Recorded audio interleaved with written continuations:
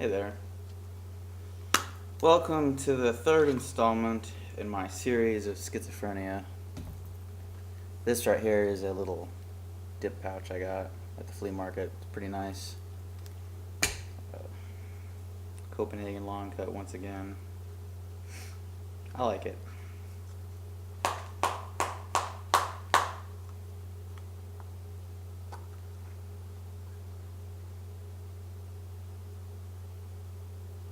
Little tugboat here. Little lamb chop action.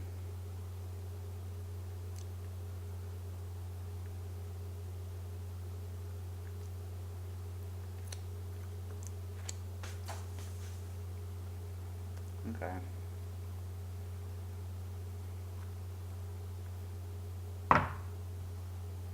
Now where I left off on my last video, I had totally forgot to mention a very wild experience I had where I just took off.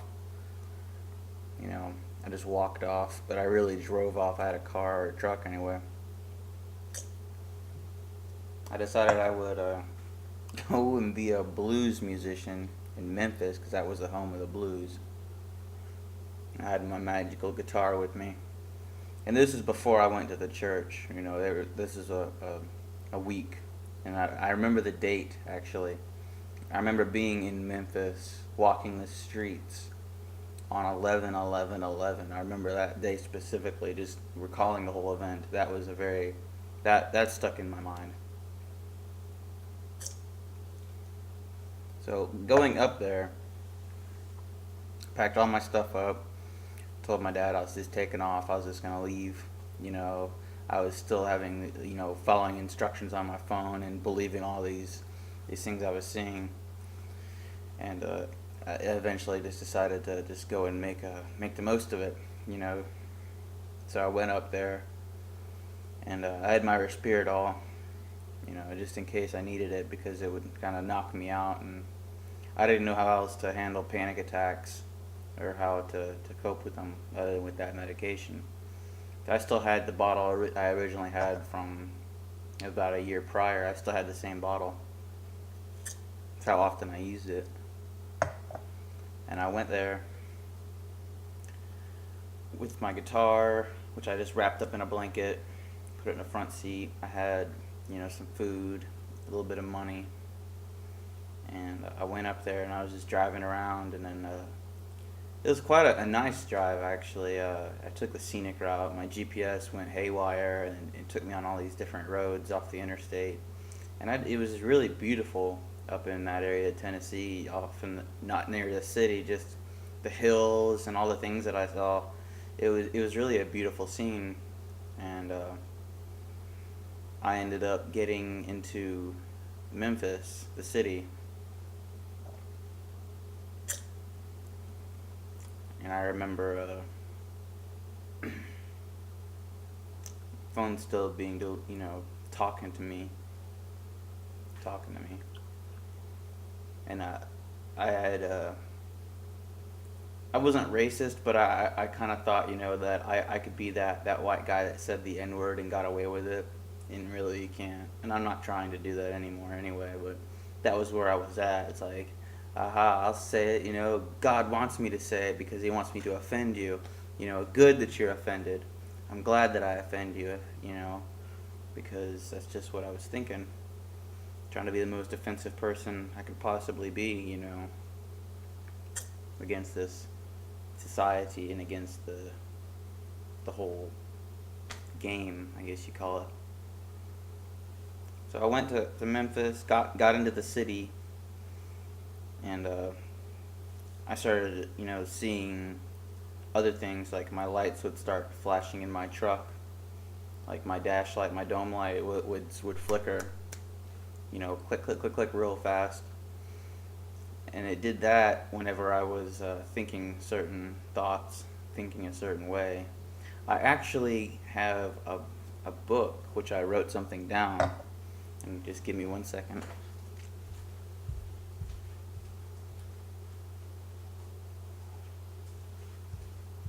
I know I'm not very professional, I'm sorry. This just reminded me. This book right here, I call it, you can't really see the color. It's called the Red Book. I called it that. I bought it when it was orange, and after writing in it, my mind convinced me that it was now red. I wrote in here some things before I parked my truck at a gas station, and I was just really, really losing it, like just really out there. I don't even remember what I was thinking. It was just like so out of the norm and out of the ordinary that it's even hard to recall. But this is what happens when you go on a spirit walk or a spirit journey, which I was thinking it was. It's when you just take off and you just leave behind everything and you're going to go find a new life. Come on, where is it? I decided to start a new life up there, and I was in my truck and my lights were flashing, and my phone actually spoke some words to me, actually out loud. And it was very weird. That was the first time that had actually happened. And I remember what it said. I just want to read it. Here it is. I'll scan this picture and I'll upload it at the end so you can kind of see what I wrote down. Doesn't meatloaf sound better than turkey? That's what my phone said to me. And I was obsessed with numerology, so I broke down all what it meant. Doesn't meatloaf sound better than turkey? The numbers were 4 6 5 5 2 4 5 1 2 3 6 1 6 1 6 3 4 2 5 2 2 5 1 2 8 1 5 2 3 9 2 5 7. And then I broke those numbers down into a credit card number, and I used all the numbers ended up making a credit card number, and the PIN code, and the security code. And I was going through more videos after that. I was just going through more videos, like wondering what I was going to do with this number. And it came across, I don't know how I came across it, but it said, "Do you want a new phone?" I said, "Well, yeah, I want a new phone. This one's driving me nuts. It's talking to me and this and that and the other." And it said, "Enter your credit card number here." So I entered my credit card number, and it said, "Call this number to verify." So I called the number, and I gave the guy the number, and he asked me for the security code is 225. And he said, "All right, thanks. We need an address. Is this a gift card?" I said, "Yes, it is. It is a gift card. It was a gift, I guess, for my phone to get a new phone." So this was my gift card number. So I walked over to the gas station and wrote down the address, went back in to my truck, told the guy what the address was. Or maybe I just went over there and told him what it was. It was in Tennessee, in Memphis. And he said, "All right, thank you. Your phone will be delivered, and have a great day." I said, "Okay." So now I was going to sit here and wait for this phone, but I wasn't much for sitting in one place at one time. I was always like moving around.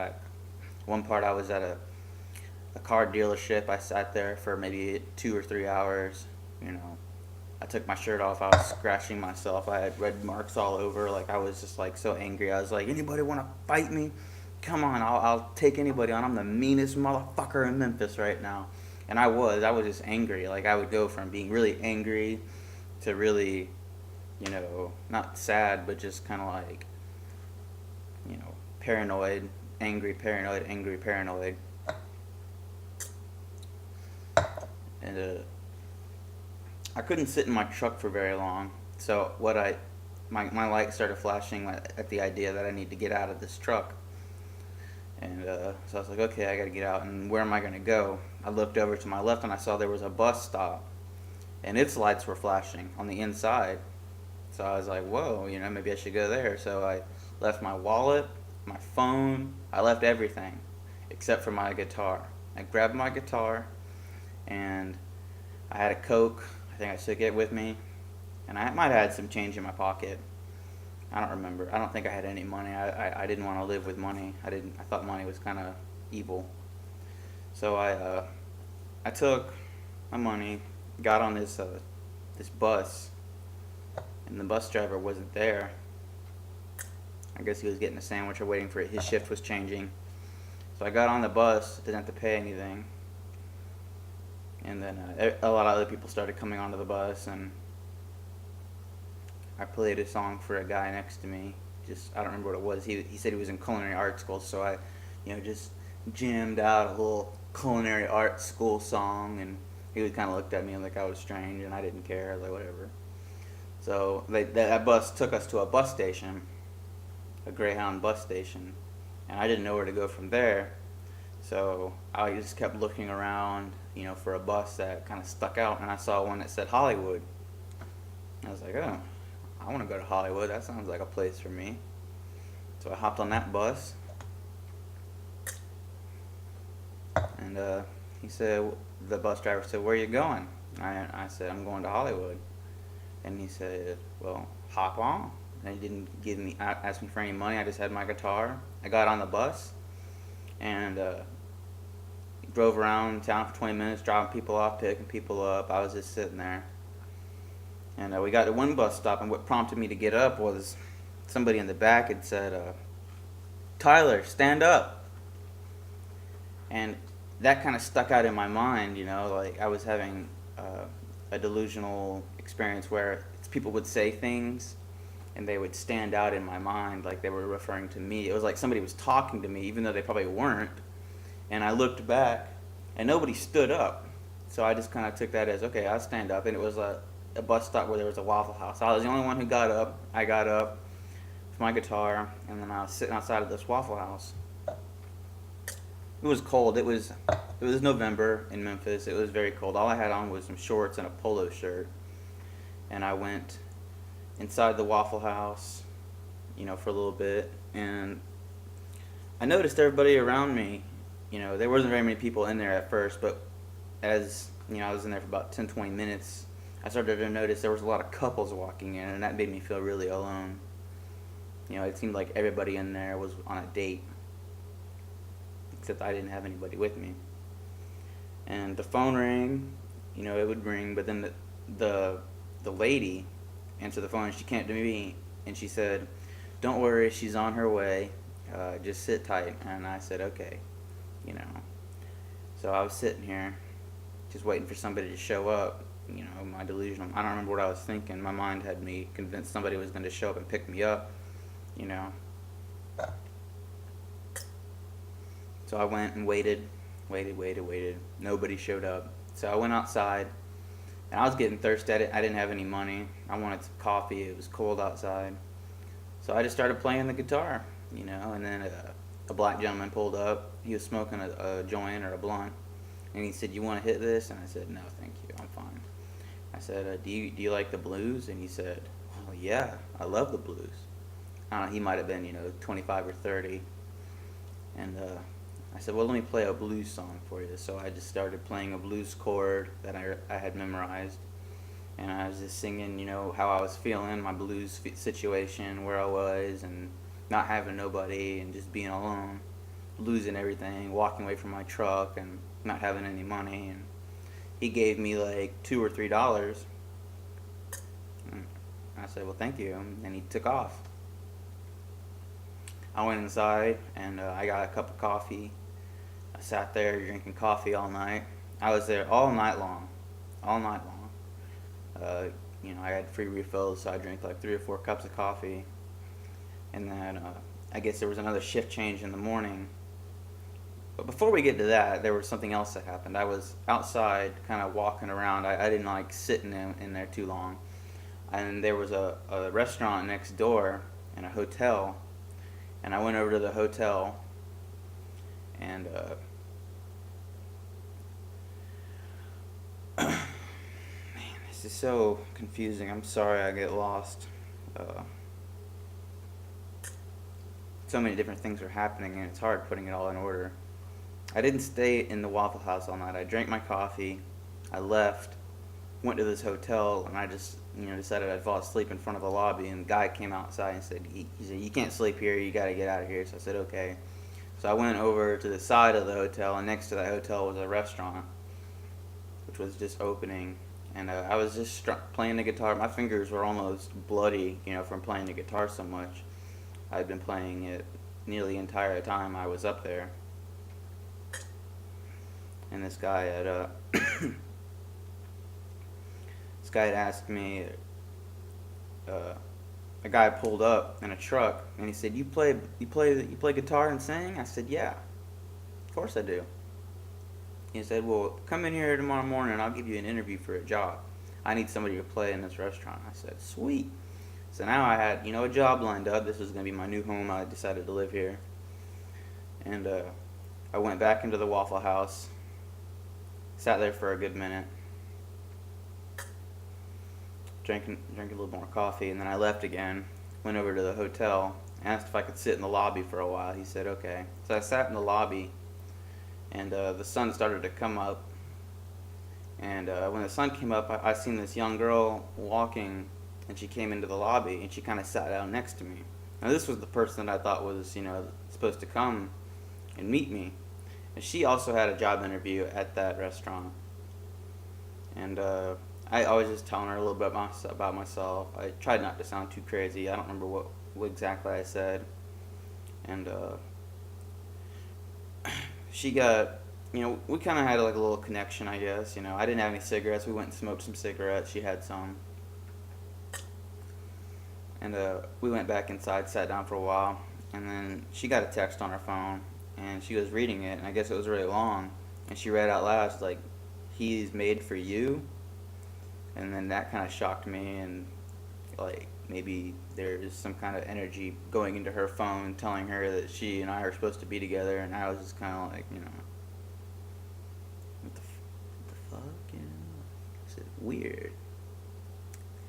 And she went and did her interview. She had her interview at 9, and I was supposed to come in around 10. So she went, and then she left. I saw her leave. I went in, did my little interview with the guy. I played some music for him. It wasn't what he was wanting. I was more into rapping at the time, and that was just what I just wanted to express myself completely and how I felt. So I was singing songs, and he didn't really care for it too much. And then I told him, I had nothing. I was up here and I just had nothing. He gave me some food. He gave me like a box of chicken wings. He said, "What's your favorite kind of chicken wing?" And I said, "Anything is spicy." So he gave me some spicy chicken wings, and he asked me if I needed any money, and I said, "Well, I kind of like to go get some cigarettes or something." And he was like, "I don't really like cigarettes." And I was like, "Well, it's okay. You don't have to worry about it, And he's like, "No, here's a couple bucks. Go get you something." And a couple of bucks ain't enough to get cigarettes. So I walked across the street, no ID, and I said, "Let me get a pack of, well, not a pack. Let me get a Black and Mild and a lighter." So I got a Black and Mild and a lighter, went back, smoked it. And after that, I was starting to feel real depressed, just real paranoid, real anxious, just a weird feeling like, starting to get sad, like I'm up here by myself.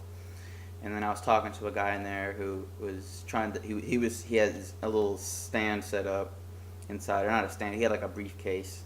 He had a bunch of, jewelry, like he was a Christian, and this was like Jesus jewelry and stuff he made from his church. And we had to talk about, religion and coming to know Christ. And I just broke down and I said, I can't live like this. I need some help. I started crying, and he said, "We need to get you some help." So that he took me to a hospital, not a mental hospital, just a general hospital in Memphis. I sat there for a while, still had my guitar, and they saw the scar on my neck. I guess they did a little research, found out I was kind of schizophrenic, and they moved me to another hospital, and they kind of did a diagnosis there. And the doctor was asking me questions. "Do you hear voices?" I said, "Only when I'm playing the guitar." So they took my guitar away, and they didn't give me any medication or anything. And they gave me a taxi ride to a bus station. I said, "I just want to go home back to Florida. I'm here. I don't know why I'm here. I just want to go back to Florida." So I went back to Florida, No, I didn't go back to Florida. I went to the bus station. Um, there, I didn't have any money. I called my father. He couldn't do a Western Union at that time. He didn't know how to. So he said, "Well, you're just kind of on your own for right now." You know, he wasn't trying to be mean or anything. He's, you're an adult. You're up there. Just kind of, figure something out until I can get a hold of you and figure this out. His sister can, do the Western Union thing better than I can. So we'll just have to wait till the morning because this is late at night. So now I'm sitting at this bus station and I can't just sit there. I had to move. So I found a flyer that said Beale Street is 10 minutes away. And I was thinking, wow, Beale Street, that's party town right there. I'm gonna go there.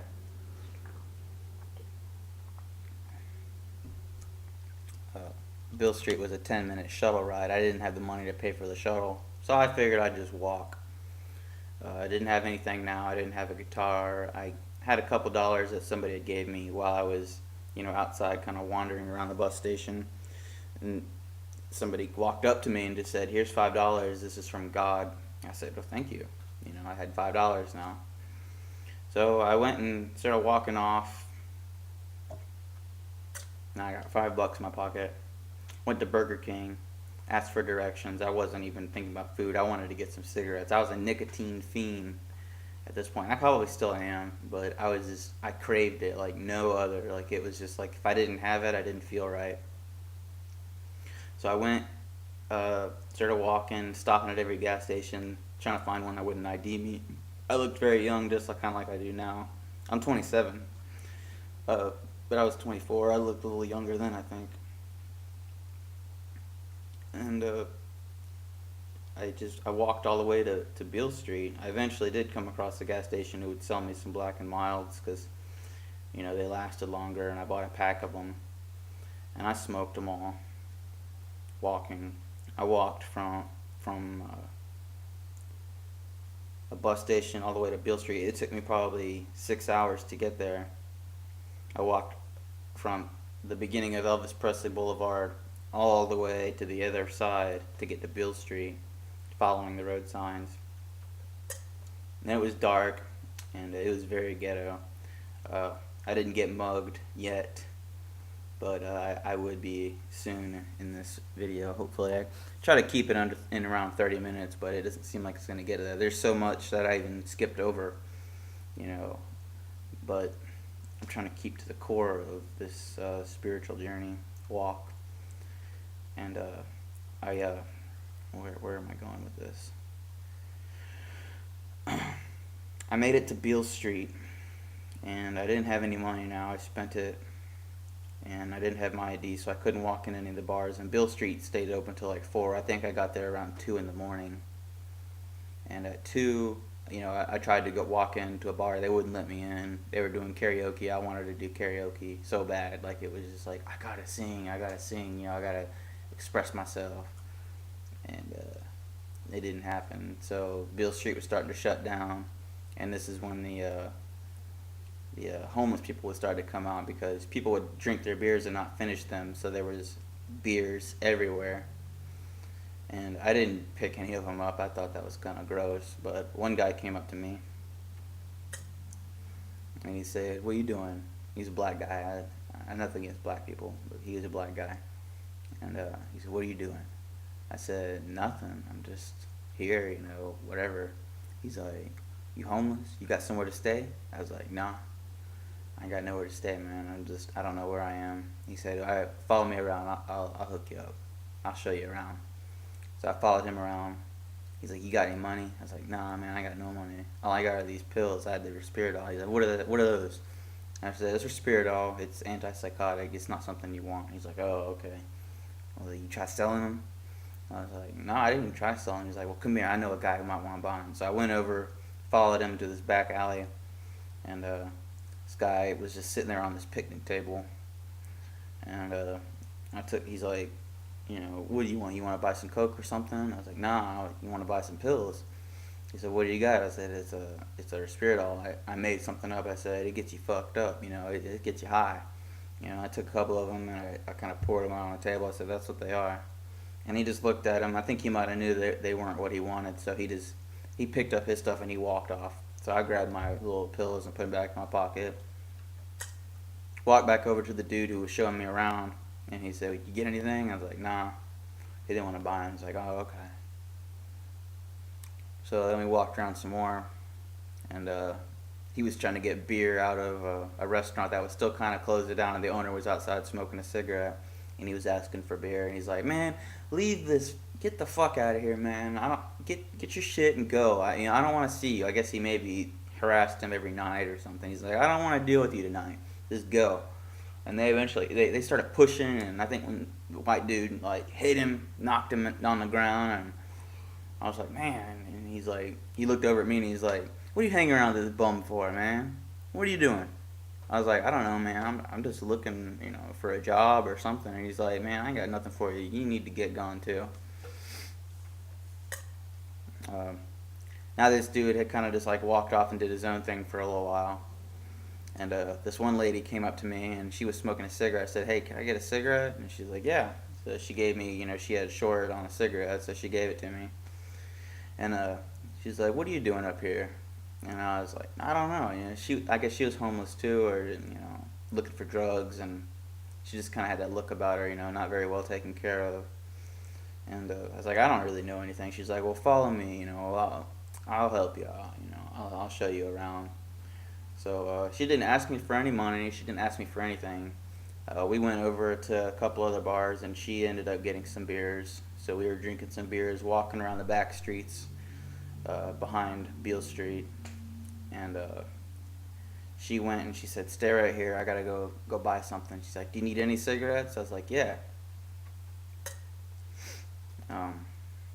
Before that happened, though, I did acquire some money. While the dude had walked off, and before I had met this chick, I did my own little kind of panhandling thing. I found some people, and I was just like, rapping, and I did a rap battle with a crackhead, and I think I beat him. I don't know. It was weird. The white people that I was trying to entertain, they gave me some money. They gave me like $10, and I had it was in like ones, so I had them in different pockets, and went and got those cigarettes. No, Jesus Christ, man, this is hard. This is really hard trying to recall this. I don't know if anybody's ever tried to recall a walk like this and try to put everything into perspective. It's very difficult. Trying to go back, I couldn't write any of it down. It's just so scattered. She went to go buy something. I gave her a couple dollars for some cigarettes, and she brought me back like 2 Newports, and we were smoking them, and we were walking around just singing, praising Jesus. We were in not like in a vain way. We were I guess she was smoking crack. She bought crack from this guy, and I saw her smoke it. She didn't offer me a hit because she was wanting to get high. So she smoked her crack, kept walking around. Now she's high. We're sitting on a bench walking around. I'm exhausted from walking. I've been walking for about 10 hours now. I'm just exhausted. But we kept walking. Got our way back to Beale Street. We said our goodbyes. And I ran back into that fella who I met the first time. And he was just asking me questions. "Hey, what are you doing? Did you get any money?" I said, "Yeah." He's like, "All right, follow me." So I followed him, not really knowing what was going to happen. He took me to another street where there's nobody around, and he said, "Give me all your money." And I didn't really want to fight this guy. He kind of looked like he was a junkie. I didn't think I was going to win. I was very tired, so I was like, all I got's like $7, so I gave him my money. Back down to nothing. He ran off. So here I am now, no money, in Memphis, in a town I don't know anything about. So I just start walking. I'm getting tired. I want to find a place to sleep. So I go to a parking garage. I find a parking garage I saw on another street. So I made my way over there, and I tried sleeping underneath the stairway. and I didn't fall asleep. It was really dirty and dusty and cold. It was very cold. It was probably 40 degrees, really cold, and I couldn't sleep. So I woke back up. Not really woke up. I just got up and started walking around some more. And then I ran into that girl again. She was sitting on a park bench, and I just kind of explained to her, like, I got nowhere to go. Like, is there a way like I could stay with you just for a little bit, just so I can get myself together? And she said, I got no room for you, honey. I'm sorry. You're just gonna have to figure something out. And a bus came up. She got on the bus and left. So I walked around Beale Street some more. And this is whenever I saw the flyers on the ground that said 11, 11, 11. Are you where you want to be? I guess it was like a party flyer from Beale Street. And I was like, no, I am not where I want to be. So I thought by now, somebody's got to know something about this Western Union thing. So I made my way back to where I was, the bus station. I walked all the way back there. That took all day. Like it was probably a 6-hour walk. It was a very long walk. So I walked all the way back there. Feet are tired. Being harassed by people, as I'm walking by, like, you in the wrong neighborhood, white boy. You need to keep moving. And I'm just ignoring it, walking forward. Just keeping going. I had to stop a couple times. My feet were just so swollen and sore. It was just awful. Made my way back to the end of Elvis Presley Boulevard, and I went to this little place called the Airport Inn. Stopped in there. It was starting to get dark again. I called my mom. I left her a message. Said, hey, I'm in Memphis. I don't know where I am, but I'm walking. And because she didn't answer. And I met a girl who had a room there. And we just started talking, and she invited me up to her room, but she said she was coming down from her room, and she said, I'm going to get some liquor. Do you like to drink? I was like, hell yeah, I like to drink. So I was walking with her, telling her a little bit about myself, and then she invited me up to her room. She had a girlfriend up there, not a lesbian, just a friend, and we were watching TV, smoked a little weed, started drinking, and then I started to really freak out, like, not paranoid, just like, I was like, this is fucked up, like, what the hell's going on? And the other black girl looked at me, and she kind of like cockeyed me a little bit, and she's like, you ever been with a black girl? And I was like, no. And she's like, you want to?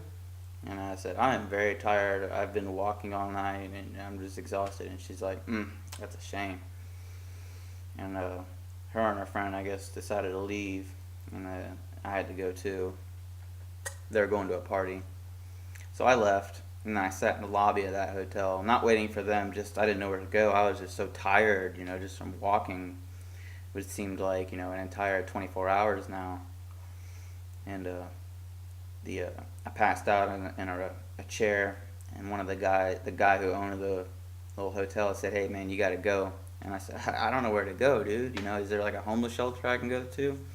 And he said, hold on, let me call the cops. He called the cops. Cops came, and they said, do you need a shelter to stay at? And I said, yeah. He's like, well, it costs $1 to stay at a shelter. I said, I don't have any money. I've been robbed. I got mugged. I don't have any money. And they just kind of looked at me like, okay. So they left. They just left me there. They just really didn't care, I guess. So I couldn't stay at the hotel anymore, so I walked over to a gas station that was next door. And I sat there in front of the gas station for about an hour, and then somebody came up in a truck. They were getting gas, and as they were leaving, they looked at me. They kind of saw that I was, in a stressful... I looked stressed, I guess. And he said, hey, are you alright? I said, nah, man, I'm really hungry. I haven't eaten in a day. I'm tired. And he said, well, here's a couple dollars. Go get you something to eat. So he gave me like $3. I went in. I started looking around. I didn't know what to get. I was trying to be, as budgeted as possible. Trying to budget this completely. I decided to get a small coffee, a honey bun, and a black and mild. I had a lighter in my pocket still. As soon as I purchased this, it took me about 10 minutes to figure everything out, and I guess I kind of looked suspicious being in there. Uh, as soon as I went to the register, put my, honey bun and coffee down, and then said, hey, I want a black and mild. They put everything down. The transaction was completed. I had a little bit of change, like 20 cents left over. And as soon as I went to grab my stuff, a cop put his hand on my wrist, and he had a glove on. And I looked at him. He was buff. He was a big white guy, just real strong looking. And he said, come outside. Come outside with me real quick. They put me against the wall, patted me down. And he said, so where'd you get the coffee? Where'd you get it? And I said, I just bought it. And he's like, oh yeah? How'd you do that? And I was trying to be a smartass now because I didn't really like cops, And I said, I did it very carefully. And then he put his fist up to me, and his partner was with him. And she said, oh, we got a smartass over here. And he put his fist right here, as my hands were against the wall. He said, you make one more smartass comment, I'll knock you the fuck out. And I said, okay, I'm sorry. They found the pills in my pocket. They did a little scan on, found out that they were antipsychotics. They said, you need to leave. They didn't take nothing from me. There was a guy that was behind me, a black guy. He took my stuff for me. And while I was being patted down, he was smoking my black and mild, eating my honey bun, and drinking my coffee. I was just kind of looking at him like with disgust, like, he just took my food, you asshole, you motherfucker. He took my food. So then those cops, they let me go again. So I decided to walk back over to the hotel and just kind of stand out front for a little bit till the sun came back up. And then another cop car had come in, and then they said, hey, are you the guy who's, what are you doing here, And I said, I don't know what I'm doing. He said, get in the back. We're going to go find you a place. And I got in the back of the car. They're asking me questions. I said, they tried taking me to a hotel. I told them that, my dad, had a credit card, and he might be able to get me a hotel room for the night or something. So we went to a hotel. Cops escorted me in, and the dude looked at me and the cops, and he just kind of said, I don't have any rooms available. So they were like, all right. So then they said, well, where do you want to go? Where can we take you? And I said, just take me to a bus station. So they took me back to the very same bus station that I started off at. And it's probably 4 in the morning now. And a guy walked up to me as soon as I got in there, handed me a cigarette out of nowhere. So I went outside, smoked it. And then I called my dad up. I waited a little bit. I waited till the morning. And I called my dad up. I said, hey, I need a bus ticket. And he called his sister. They got everything lined up. They bought me a bus ticket. It was going to be a very long journey. It was going to go from Memphis all the way through Alabama and then come back into Florida. 2 days at least. So I went from there. Got on the bus, just happy to be on my way home. I met some people while I was waiting for the bus to come. And, we were just had great conversation. They gave me cigarettes. None of us knew each other, but we were just, just talking, just having a really enlightening conversations. And we all got on our buses and, we took off. I met one kid. He was pretty cool. He was 18, I think. Maybe a little younger. He didn't have any cigarettes. I didn't ask him. I wasn't trying to do that. We just, would talk and got to, we stopped a few times, and then I talked to one gentleman who had walked 60 miles. I'd calculated the distance I walked. It was about 40 miles.